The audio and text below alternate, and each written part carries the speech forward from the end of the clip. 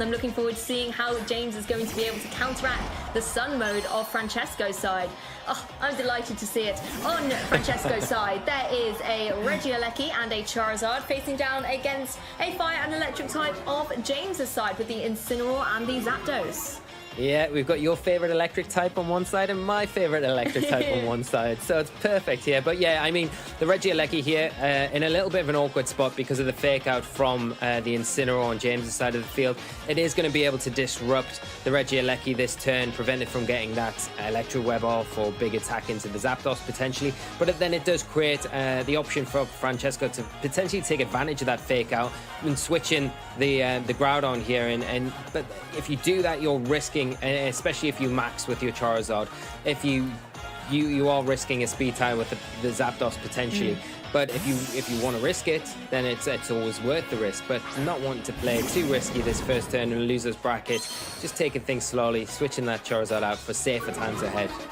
Yeah, the Zapdos certainly applied a lot of pressure to the Charizard. You can see in the move pool as well, there's not only Electric-type moves, there's Rock-type moves on there as well, something Charizard doesn't want to take at all. So switching out there, bringing in the Incineroar there as well that can apply the Fake Out in the following turn. James, however, it looks like he is going straight away for the Dynamax, going to beat that Zapdos. So going to be able to start applying some pressure with something like a Max Airstream. You mentioned, Lee, that the speed hit is going to be so critical. So I think making sure that you can get that Max Airstream up on your side does give you that advantage, particularly in the face of a Regieleki, which is why it's so great to have Incineroar on the field that can go for that fake out and stop it going for any potential Electro Webs at this stage. The Max Airstream as well, going to be able to connect down onto the Incineroar that switched in.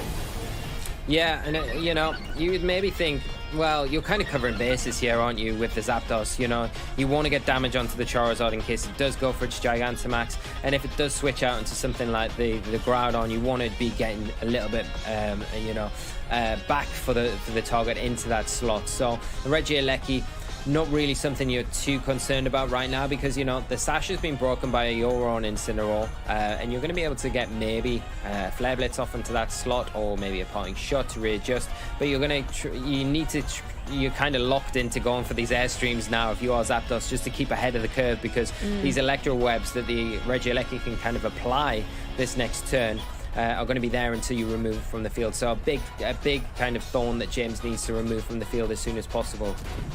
Well, Incineroar going to go for the fake out to the opposing Incineroar there for James, just stops it going for any kind of damage in this turn. The Electro Web, like you said, Lee, this is what's going to be coming up from this Regieleki, lowering the speed back down to neutral of the Incineroar and the Zapdos. But Zapdos says, what you can do, I can also do. I'm going to boost my speed right back up, so it is still going to be at +1. And like you said, it does kind of force the Zapdos and the Regieleki into this kind of stalemate, where one is always trying to boost up the speed and the Regieleki is always trying to bring it back down. So it does kind of force James to keep going for these Max Airstreams, but they are dealing a decent amount of damage to this Incineroar.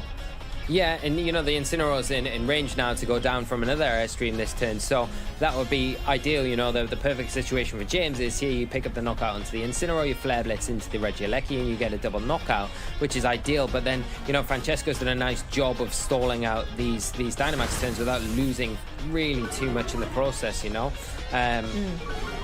And is Zapdos going to be that effective against maybe a Groudon that could potentially come in from Francesco, which you likely think is in the back?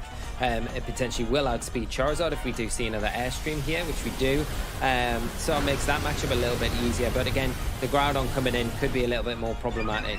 But then again, James still has all 4 Pokemon intact here, as we do see the Incineroar finally drop on Francesco's side of the field. James does have all 4 Pokemon, but the Dynamax will now end at the end of this turn. So Francesco is still an opportunity to maybe obviously go for his own Dynamax when the Pokemon come back in, and maybe even start going for some Airstreams of his very own on something like the Charizard to kind of then get the speed advantages back up on his side of the field.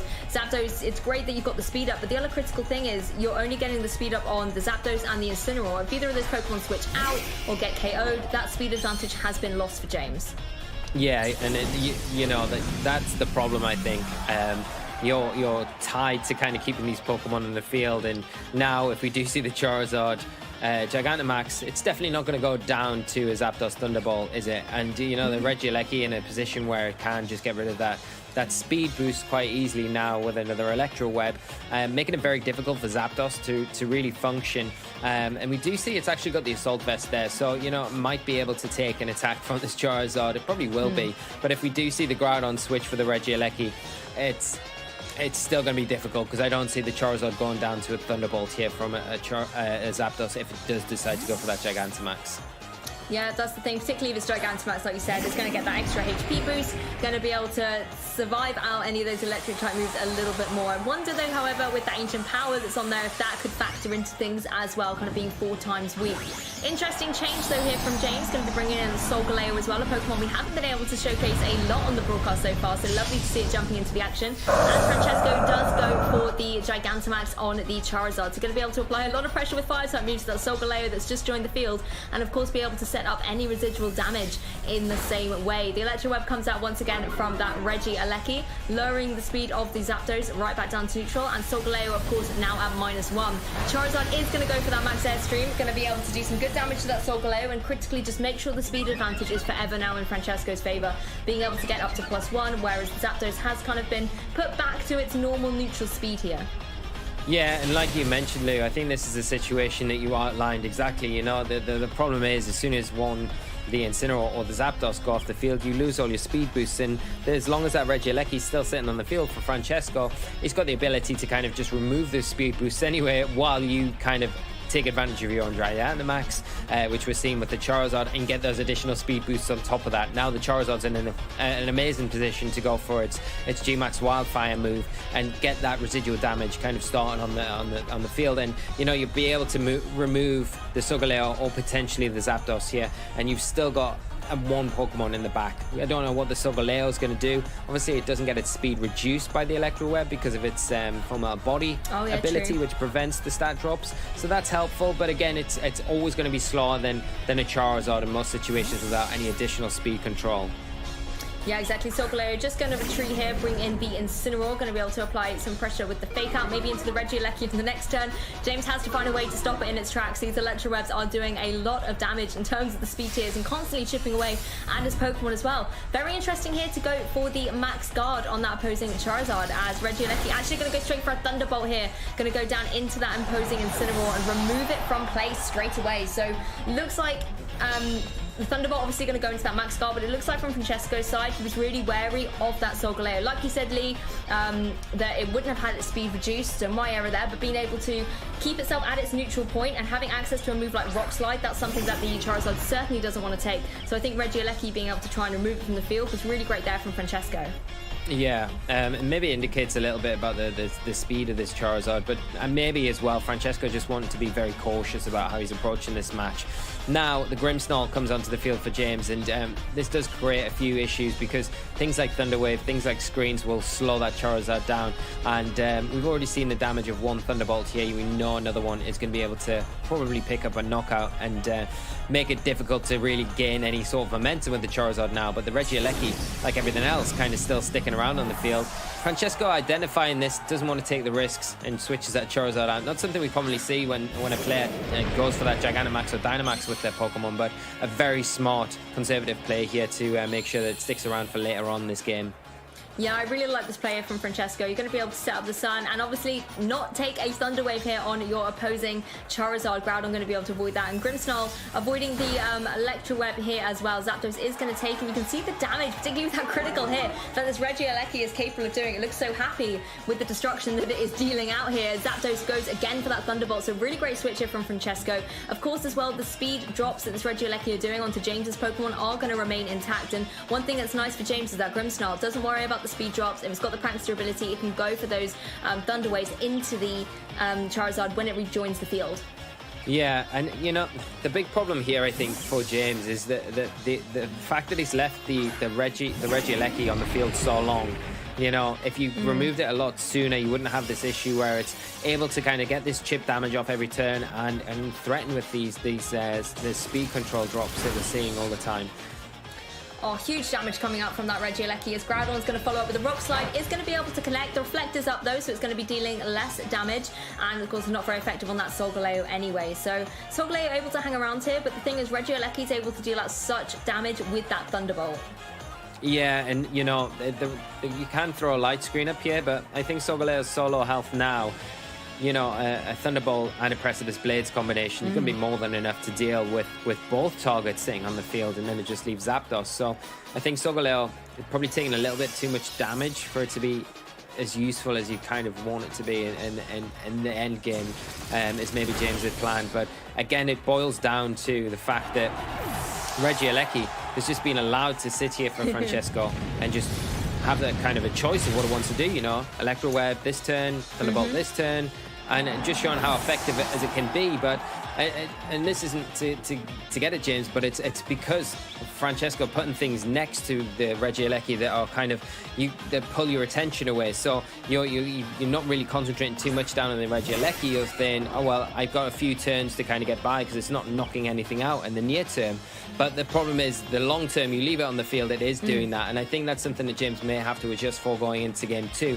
Francesco played this fantastically, being very conservative at times, like we've seen, pulling out the Charizard, getting the Groudon in at the right time. But really, the Regielecki's the unsung hero of this entire match, really.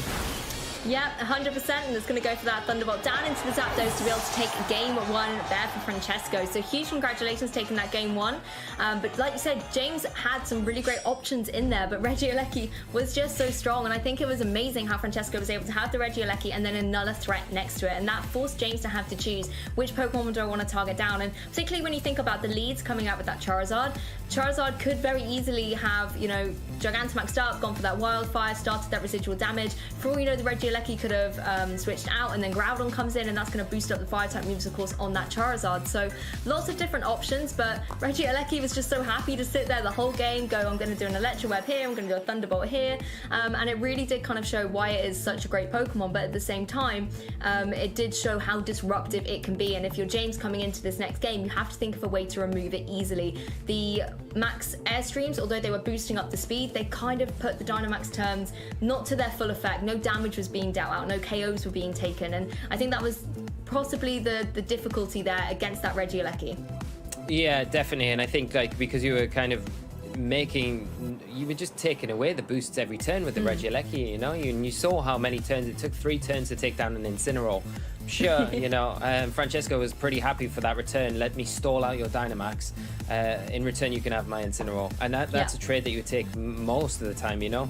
And that's the problem, I think. And we've seen throughout, you know, the tournament so far, these players that are going to progress in this tournament, they really kind of hone down on these issue Pokemon and make sure they get rid of them as soon as possible. And I think James has to really address the Regieleki like that, and maybe not concentrate so much on the speed control with the Zapdos initially. Maybe that's a better late game option that you can go down. It's hard because obviously if the Charizard, like you say, goes for that Gigantamax turn 1 and the Groudon comes in, then how do you manage with that? So it's a really fine kind of a line that you've got to walk and make a very bold decision with how to go to. Like, it's easy for me to sit here and say what options you've got, but you know, these players are sitting there, they've got the hard decisions to make. We can only really comment on what maybe routes they can go down, but it's a lot of pressure at this point of the game, especially in this point of the tournament as well for both players. So your heart does go out to them in these situations, especially when you come up against these really good teams. But then again, it comes back to how well Francesco's put his team together and why he's got to this point, you know, and why he probably may progress at this point. But we haven't seen the last from James yet. I'm sure he can come back and readdress and readjust going into this next match, which would be really nice to see. Yeah, well, let's jump into game 2 and see exactly how our players are going to be able to adapt. And I wonder if Regieleki will make a little appearance. And there it is, out front with the Charizard once again for Francesco. And then the opposing side of the field for James, Solgaleo and Grimmsnarl. And I love this adjustment, being able to apply pressure to that Charizard straight away with the potential Thunder Wave. Yeah, it's a nice adjustment here from James, and like you say, there's no really reason for Francesco to adjust what worked so well for him in game 1. But James making the adjustment here, obviously going to be a bit threatened by the Charizard, but the fact that he has that Thunder Wave support is huge with the Grimmsnarl here. Really makes it difficult to utilize the Charizard, especially if the Solgaleo's got something like a Max Rockfall that it can hit into that target with. Exactly, we are going to see the switch straight away, as Francesco did last time he was facing down against the Thunder Wave on the Grimmsnarl and bringing in the Groudon. It's going to set up the Sun as well, and that can be something that the Charizard can benefit from if it comes in a little bit later on. And I think critically as well, you can now apply pressure with your Groudon to the opposing Solgaleo. And it looks like James is actually going straight away for a Dynamax here in turn 1. It's going to be that Solgaleo itself. So interesting to see the change of Dynamax Pokemon here. Maybe thinking I can't really win the war against the speed, so I'm just going to try and pick up some KOs and maybe try and put a stop to this Regieleki before it's able to get up to too many tricks. Grimmsnarl did indeed go for that Thunder Wave to no avail into the Groudon. Regieleki actually going to get out of there and go straight away for the Volt Switch, knowing that it is potentially going to be the target of something from this Solgaleo. And if Solgaleo was going for something based off a ground type move, maybe something like a Max Quake, Francesco could just bring in the Charizard here that's going to be able to avoid it, and then Charizard's sitting in a nicer position next to the Groudon. Of course, you still have to worry about the Grimmsnarl going for a Thunder Wave, but instead just going to be that Incineroar. Yeah, maybe not wanting to risk bringing in the Charizard and losing it so quickly, but I think the switch here from Francesco is really nice. But James putting on a lot of pressure from turn 1, saying, yeah, I don't really mind if you go for these Electro Webs. I've got a Solgaleo that doesn't really mind about those speed drops because of my ability, and I'm just going to start really disrupting from my point of view. Got the Solgaleo on the field now, extremely good position against the Groudon Incineroar. You've got Grimmsnarl support, you can put up screen support this next turn, which is, really beneficial. But the nice thing that Francesco's done here is to kind of mitigate the screen support a little bit is by getting his Incineroar onto the field with that fake out. So you can go for the fake out into the Grimmsnarl on James's side, prevent the screens going up, and then if you do decide to max your Groudon here, you can potentially get a big attack off into the Solgaleo, but it's risky because you know that there's a weakness policy on that Solgaleo, and if you aren't confident that you can knock it out in one hit, it's a very difficult Pokemon to kind of target into with super effective attacks. And that's one of the beauties about Solgaleo and why it's such a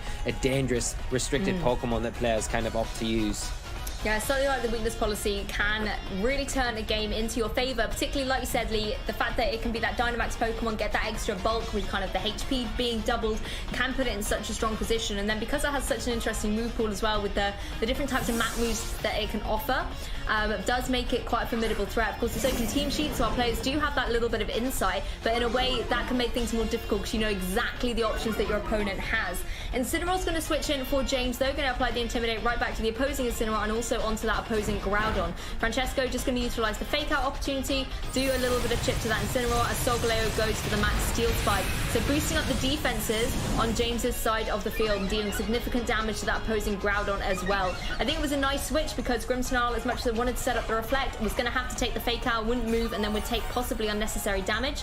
The fact that Incineroar can come in here facing down a Groudon that's at -1 where the Incineroar is at +1 is very, very nice. But Francesco is going to go for that Swords Dance and boost back up that Groudon.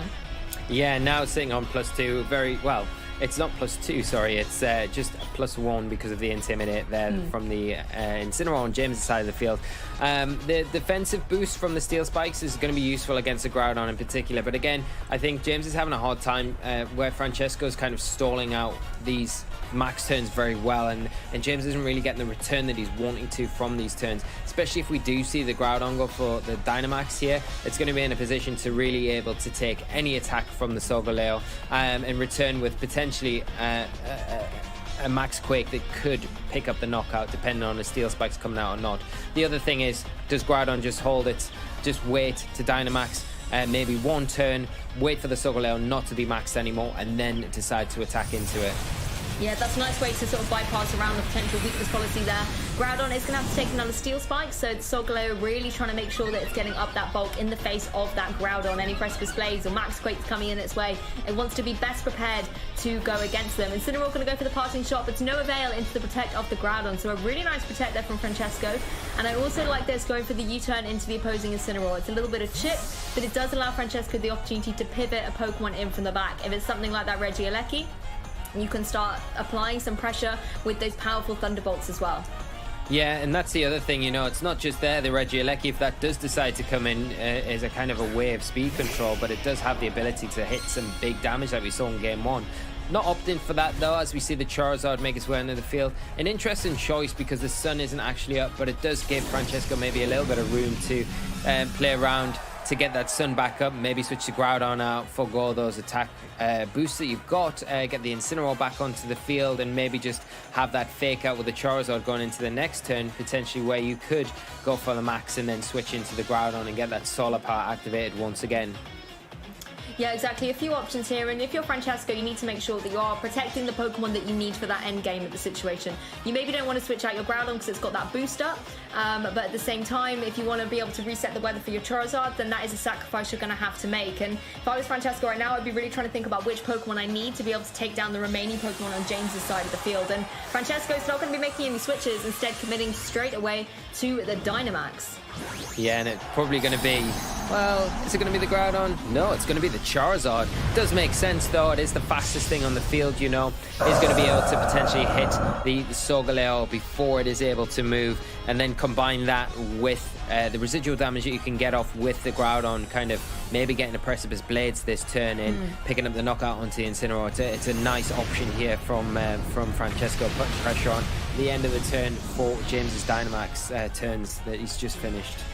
Yeah, going to be going through the Protect, still dealing a decent chunk of damage, and I think critically, like you said, getting that residual damage up. But of course, the drawback of this is you're going to be activating up the weakness policy. So depending on the speeds going forward, this could be a little bit difficult for the Charizard. But the Precipice Blades is going to come off and find its mark onto the opposing Incineroar. Oh, even despite the boost, I was going to say, that's a lot of damage, Lee. Yeah, a lot of damage, but really well survived there from the Incineroar. Expected it to actually go down on the +1, but now able to kind of remove that additional Sword Stance boost to the Groudon here, and pivot out, meaning that Incineroar can kind of stick around for later, giving James the opportunity to bring something in, like that Grimmsnarl again, to make use of those Thunder Waves, make it difficult to utilize the Charizard, and take advantage of this weakness policy that's just been activated on the Solgaleo. Yeah, the Grimmsnarl coming in here I think is really nice for James. Like you said, you can apply pressure with the Thunder Wave, you can potentially set up some screens here. And it's the interesting situation where even if Francesco maybe is forced to go for something like a Max Guard, Solgaleo can capitalize on the weakness policy, and maybe it now comes down to that Groudon maybe trying to find its mark on those Precipice Blades. Yeah, and that's always what it's going to be with Groudon, you know. If it is relying on Precipice Blades to hit its target, there's always a chance it can miss. It's never something you want to be 100% relying on, but it does make the Charizard's life a lot more difficult here. Thunder Wave coming out into the Charizard, and then maybe a Rock Slide from the Solgaleo. You could also flinch the Groudon as well, but you would definitely take down that Charizard if that is the option that James is going for. So not out of the game yet, and putting himself in all these really great positions, especially there with the Incineroar pivot out to get the Grimmsnarl in. It was such a key time in this match. Yeah, exactly. And Francesco, like you said, has a bit of a difficult decision to make here in terms of the Charizard. Do you keep it in? Do you protect it? Do you maybe switch out? Got to remember there's Regieleki and Incineroar in the back as well. They could come in and maybe take one of these attacks. Incineroar is going to come in, and for that Groudon, going to throw, of course, the Intimidate. That's only really going to be able to affect that opposing Grimmsnarl, but I think having access to the Fake Out, if potentially the Charizard has gone for the Max Guard this turn, which it has, that means Charizard can be a little bit safer in that next turn. You can apply that Fake Out into the opposing Grimmsnarl. Yeah, the problem would be if the Incineroar's knocked out here from the Solgaleo. It is +2, and obviously the Intimidates don't affect it because of that full metal body ability that it has. Is it going to be enough?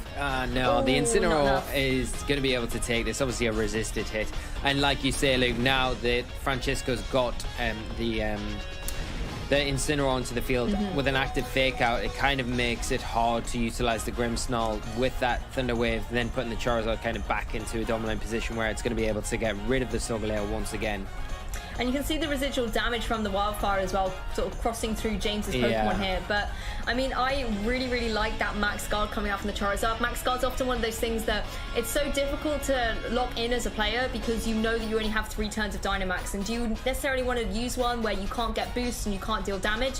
But sometimes that's what you need to be able to pivot or maybe waste a turn of your opponent's side. And I think that protect that from the Charizard, making sure that Incineroar was there by its side to be able to protect it, has been really good for Francesco, and actually means he's able to make the most of the Dynamax turns. You know, 2 out of 3, definitely not going to be bad if it also allows you Charizard can hang around for the rest of the game without having to take the Thunder Wave here. There's going to be a switch from James though. Actually, it looks like it's a double switch. We're going to see the Incineroar jump out into the field and Zapdos replace the Grimmsnarl here on this occasion. So a lot of changes here from James, as Incineroar does go for that Fake Out into the opposing Zapdos. Does a little bit of chip, but Charizard is now free to once again go for that Wildfire. It was going into what was the Solgaleo. Going to find its mark on Incineroar, and it is strong enough to be able to pick up the KO.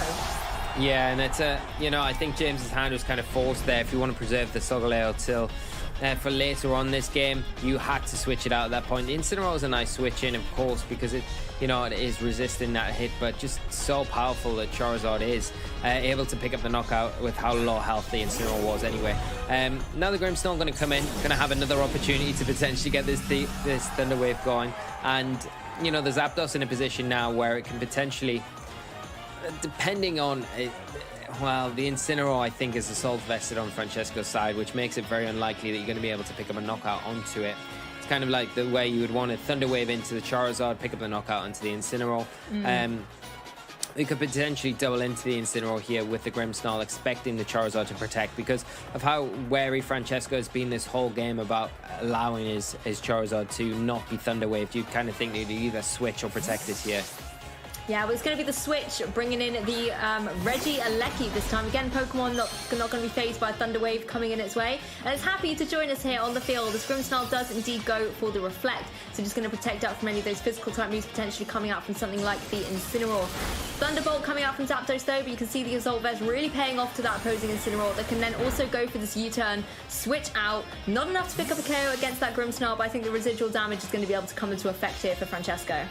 Yeah, and that's the big kind of kicker here is the residual damage, and we see again how useful it is for these players to take advantage of something like this in a game where it's kind of slowing down at points and you kind of need to make room to readjust board positions, etc.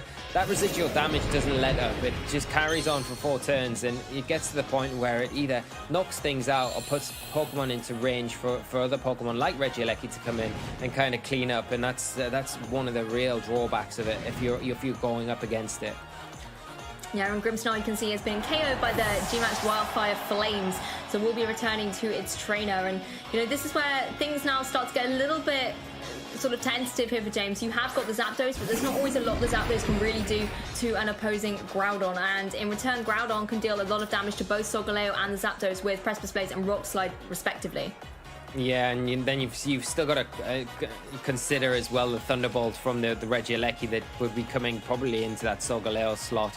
And if you're Zapdos and James' side, you're probably relying on Heat Wave to hit the Regieleki over most things, considering the sun is up. Is that going to be enough to take down the Groudon? Probably not, but then Groudon's kind of attention is split between do I Rock Slide to hit the Zapdos or do I Earthquake? I Precipice Blades to hit the Solgaleo. Yeah, well, Regieleki going to help out with a little bit of damage from that Electro Rev, and I think critically lowering the speed of that Zapdos as well. That could just be helpful with the Pokemon in the back. There's going to be the Rock Slide, however, so James really was wanting to try and take down that Zapdos as much as possible. And although you wouldn't have got the speed drop on the Solgaleo from the Electro Web, still that little bit of damage could be critical. Yeah, and the residual damage now stopped, but against 4 Pokemon on Francesco's side of the field, going to just be a little bit too much for this one Solgaleo to deal with, especially when you've got the Regieleki there, going to be able to get a Thunderbolt off before anything else can move on the field, and is enough to wrap it up and Francesco take this game 2-0. Fantastic play there from Francesco, and of course Regieleki there